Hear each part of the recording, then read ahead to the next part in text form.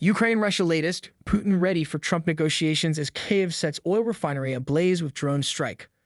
Vladimir Putin has said he is ready for negotiations with new U.S. President Donald Trump over Russia's war in Ukraine. The Russian president told a Russian state TV journalist on Friday, "We believe the current president's statements about his readiness to work together. We are always open to this and ready for negotiations." Putin's comments come as Russian air defenses partially repelled a massive Ukrainian drone attack yesterday, intercepting and destroying 121 drones targeting 13 regions, including Moscow. Ukraine's military said its drones hit oil facilities in Russia's Ryazan and a microelectronics production plant in Bryansk. It said the attacked facilities were involved in supplying Russia's army. Moscow Mayor Sergei Sobyanin said early on Friday that air defenses had intercepted attacks by Ukrainian drones at 4 locations around the Russian capital.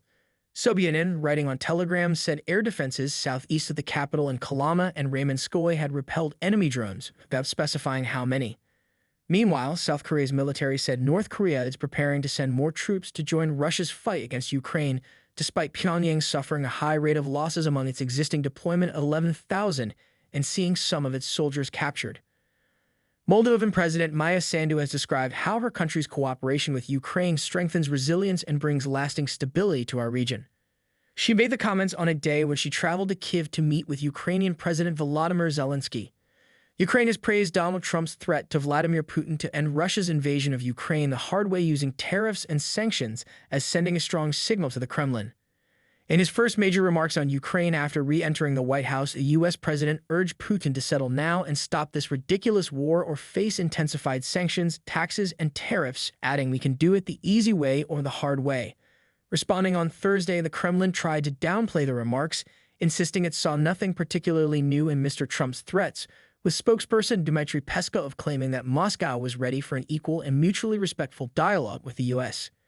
Ukrainian President Volodymyr Zelensky said Saturday that the U.S. has not stopped military aid to Ukraine, even though new American Secretary of State Marco Rubio announced he's pausing foreign aid for 90 days. Zelensky did not clarify whether humanitarian aid had been paused. Ukraine relies on the U.S. for 40% of its military needs. "I am focused on military aid and has not been stopped, thank God," he said at a press conference with Moldovan President Maya Sandu.